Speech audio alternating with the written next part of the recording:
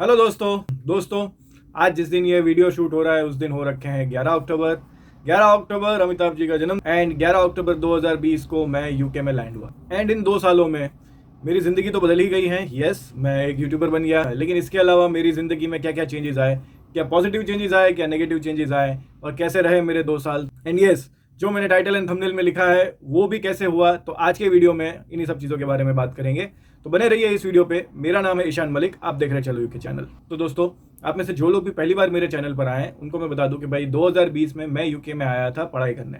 मैंने यहाँ पर MSc business management with entrepreneurship मैंने पढ़ाई करी है। लेकिन अगर मैं अपना बैकग्राउंड बताऊं तो मेरा बैकग्राउंड जो रहा है वो आईटी का बैकग्राउंड रहा है। मैंने इंडिया में 10 साल आईटी इंडस्ट्री में काम किया है as a software engineer, project manager, corporate trainer and so many थे। इसके अलावा मेरा एक स्टार्टअप भी रहा था इंडिया में जो मैं बेचकर ही यूके आया था। तो अब शुरुआत करें 2020 से। तो दोस्तों, मैं आया था in the mid of pandemic and उस वक्त ये हालत थी कि भाई जितने भी यूट्यूबर्स थे ये तो सब कुछ अच्छा बोले जा रहे थे और इन्हीं पे भरोसा करके हम यहाँ आ गए थे। जबकि कुछ ऐसे भी यूट्यूबर्स थे जो बोल रहे थे कि भाई अभी पेंडेमिक है और अभी ना आना आपके लिए बेटर रहेगा, लेकिन हमने उनकी बात ना सुन के ये जो मोटिवेशनल गुरुज जो बनते रहते हैं उनकी बात सुनकर हम यहाँ आ गए थे। एंड एज यूजुअल जो लोग भी 2020 के सितंबर इनटेक में या 2021 के जनवरी इनटेक में जो लोग भी आए हैं उन्होंने यहाँ पर बहुत ज्यादा सफर। जी हाँ दोस्तों, जब हम आए तब कोई जॉब्स यहाँ पर अवेलेबल नहीं थे, ना पार्ट टाइम जॉब ना फुल टाइम। एंड यूके में बिना वर्क परमिट के आपको जॉब मिलती नहीं है। प्लस स्टूडेंट को बहुत सारे स्ट्रगल्स, क्योंकि हमारे पास जो होते हैं वो लिमिटेड आवर्स ही होते हैं, हम रिस्ट्रिक्टेड होते हैं कि हम 20 घंटे ही काम कर सकते हैं, तो इसलिए कोई जॉब मिलती नहीं थी। और पेंडेमिक के टाइम पे तो सब कुछ बंद ही था। प्लस मैं जब आया तब यहाँ पर 14 डेज का क्वारंटीन भी हुआ करता था। एंड जैसे ही वो क्वारंटीन मेरा खत्म हुआ, कुछ 7 ही दिन मेरे को बीच में मिले होंगे एंड फिर से लॉकडाउन लग गया जो आगे और 6-7 महीने तक चला था। तो इस वजह से भी मुझे कोई भी जॉब एक्सप्लोर करने का या जॉब का किसी भी तरह का मुझे कोई ज़्यादा टाइम ही नहीं मिला था। और अगर हमारे क्लासेस की बात करें तो वो पहले भी ऑनलाइन लग रही थी, जहाँ पर ये उम्मीद थी कि हाँ भाई सेकेंड सेमेस्टर में या अगले सेमेस्टर से हम लोग कैंपस में जाया करें, यूनिवर्सिटी जाया करेंगे, तो वो भी सब बंद हो गया था। तो पहले सेमेस्टर में तो फिर भी ये हुआ कि भाई हमने कुछ क्लासेस जो हमारी थी वो हमने कैंपस में ली।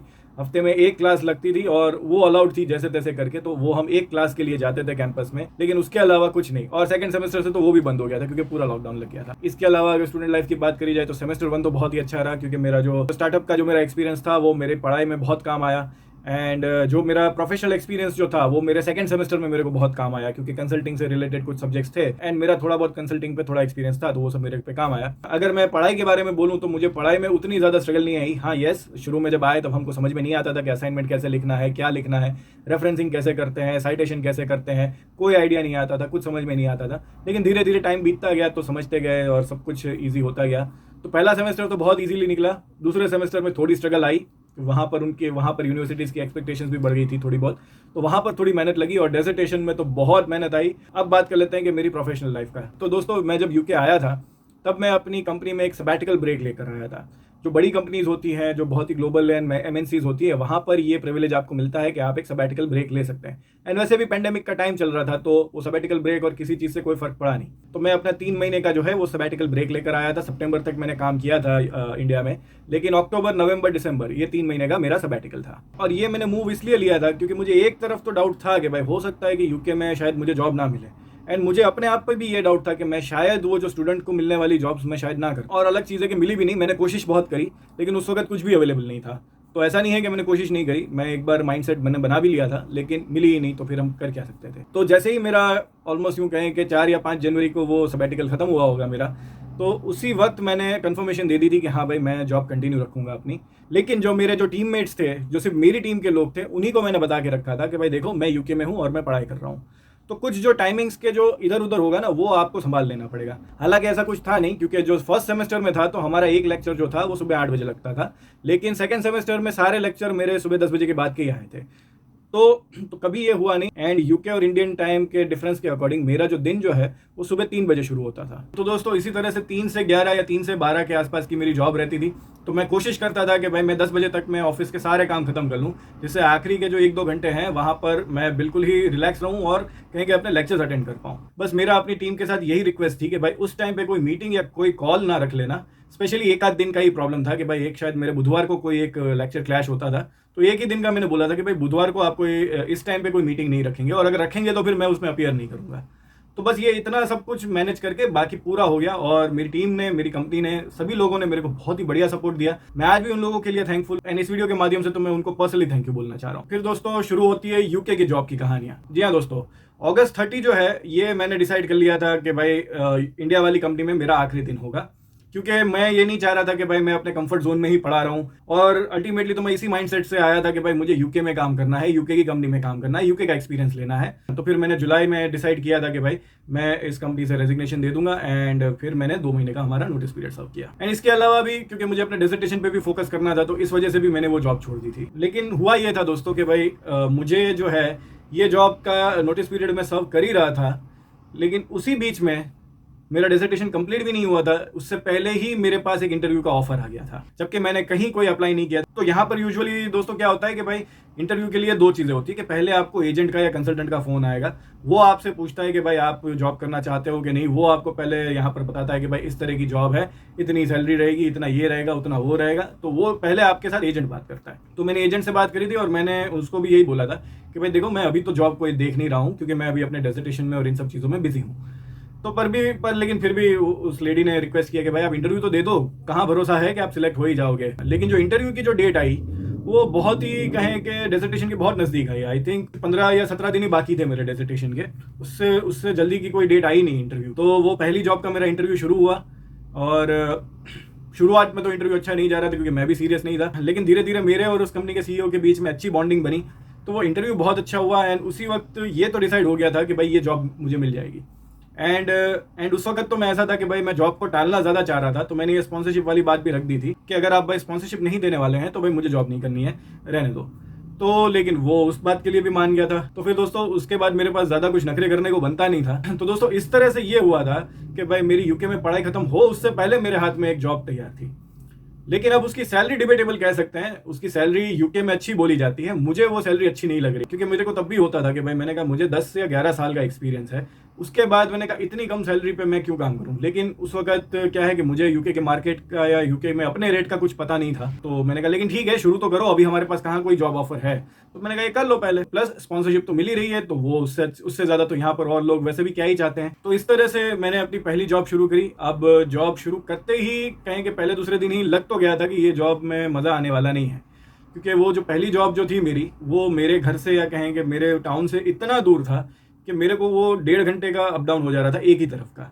एंड वो उसके लिए भी मुझे सुबह जल्दी 5 बजे वो कहते हैं वो एकदम ठिठुरती सर्दी में मेरे को जाना पड़े। प्लस कंपनी के आसपास कोई खाने पीने की भी सुविधा नहीं थी। इवन कंपनी में भी इतना कोई कैंटीन या कुछ था नहीं। तो अगर आपको ऑफिस जाना है तो यूँ समझो कि अगर घर से आप लेकर गए हो खाना तो ठीक है, लेकिन अगर ऐसा कुछ नहीं है तो आप उस दिन भूखे ही मरोगे। तो ऐसी बहुत दिक्कतें मैंने देखी शुरू में। तो मैंने इतना तो देख लिया था कि भाई ये नौकरी तो नहीं होगी हमसे, तो मैंने वो जॉब छोड़ दी। तो डेफिनेटली अगर वो जॉब छोड़ दी तो स्पॉन्सरशिप भी छोड़ दी।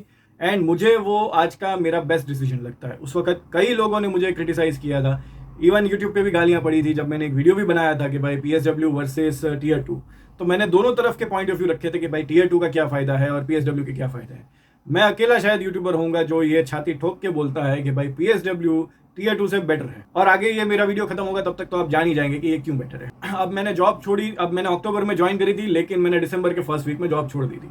और दिसंबर के टाइम में जॉब छोड़ना यानी अपने पैर पे कुल्हाड़ी मारने जैसा होता है, क्योंकि दिसंबर के सेकंड वीक से यहाँ पर सब कुछ बंद हो जाता है। स्पेशली अगर मैं कहूँ कि रिक्रूटमेंट बंद हो जाती है, क्योंकि सब लोग जो है क्रिसमस की तैयारी में लग जाते हैं। तो वो जो 2-3 हफ्ते होते हैं ना आपको कोई ज़्यादा कॉल्स आते हैं, ना कोई आपको ज़्यादा यहाँ पर कोई अपॉर्चुनिटीज़ आती है। और जितने भी कॉल्स और वो सब आ रहे थे, सभी लोग एक ही बात कर रहे थे कि भाई आपके पास तो PSW है ना, यानी आपके पास 2 ही साल का वीज़ा है, तो हम आपको 2 साल के लिए क्यों नौकरी दें। तो इस तरह से कितने ज़्यादा रिजेक्शन आते हैं। एंड उसी वक्त मैंने अपना ये वीडियो बनाया था। एंड दोस्तों उस वीडियो में कही गई बातें आज तक रेलेवेंट है। लेकिन जैसे ही न्यू ईयर खत्म हुआ, थोड़ा रिक्रूटमेंट प्रोसेस और वो सब चीज़ें शुरू हुई धीरे धीरे।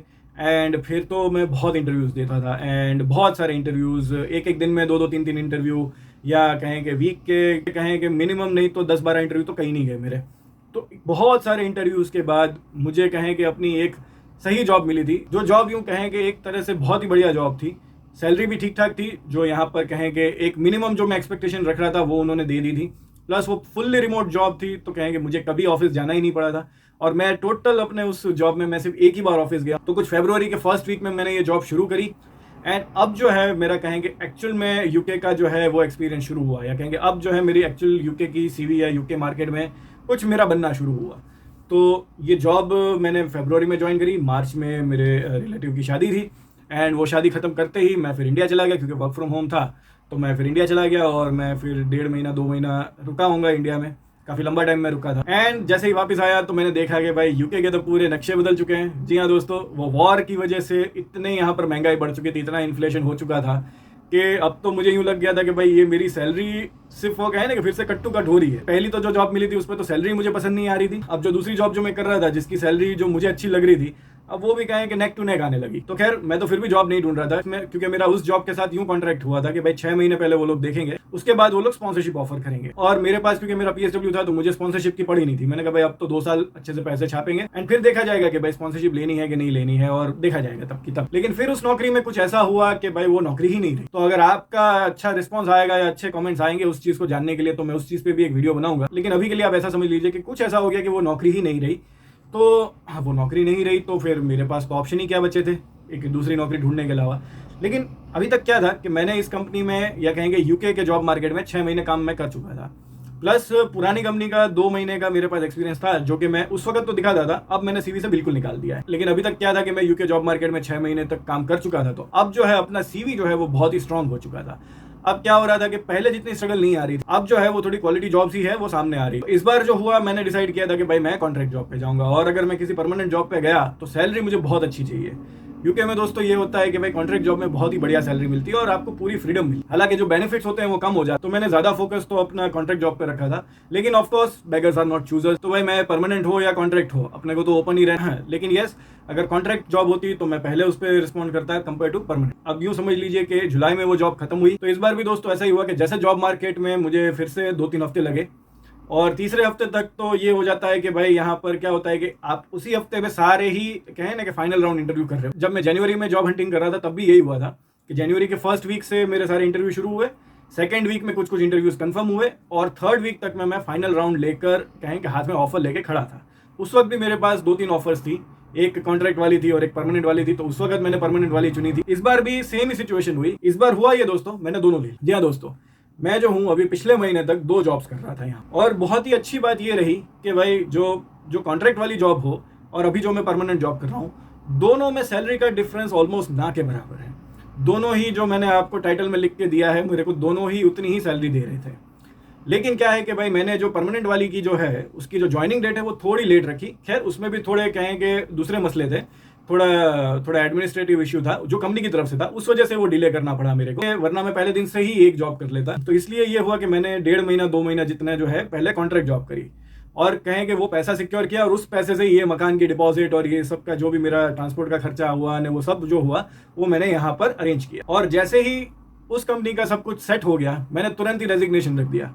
एंड कॉन्ट्रैक्ट जॉब का सबसे अच्छी बात ये होती है कि आपको मैक्सिमम 1 ही महीने का नोटिस पीरियड देना होता है। मेरे केस में तो बहुत अच्छा था कि 7 ही दिन का नोटिस पीरियड था, तो 7 दिन का मैंने नोटिस पीरियड सर्व किया और फिर यहाँ पर 2 हफ्ते बाद मैंने ज्वाइन कर ली। तो अब मैं एक ही कंपनी के साथ विद स्पॉन्सरशिप जॉब कर रहा हूँ। तो दोस्तों ये है मेरी कहें कि पूरी प्रोफेशनल कहानी।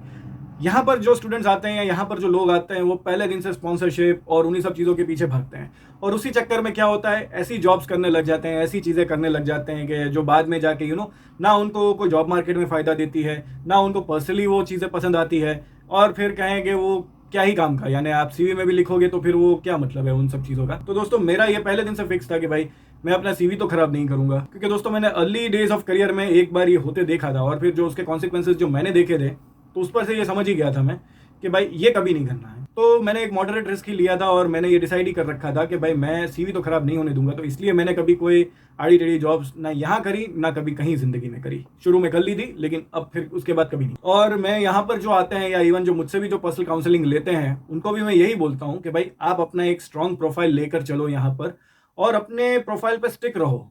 यस आपको थोड़ी स्ट्रगल आएगी और लोग आपको बेवकूफ़ भी कहेंगे, लोग आपको गालियां भी देंगे, लोग आपको ये भी कहेंगे कि भाई ये तुमने बहुत बड़ी गलती करी। लेकिन मैं अब अपने एक्सपीरियंस से और अपने इससे बोल सकता हूँ कि नहीं भाई आपको मिलेगा। आप स्पॉन्सरशिप के पीछे भागने के बदले आप पीएसडब्ल्यू लेके अपना यहाँ पर सीवी बना लो, आप अपनी प्रोफाइल बना लो और जॉब मार्केट में एक बार एस्टेब्लिश हो जाओ।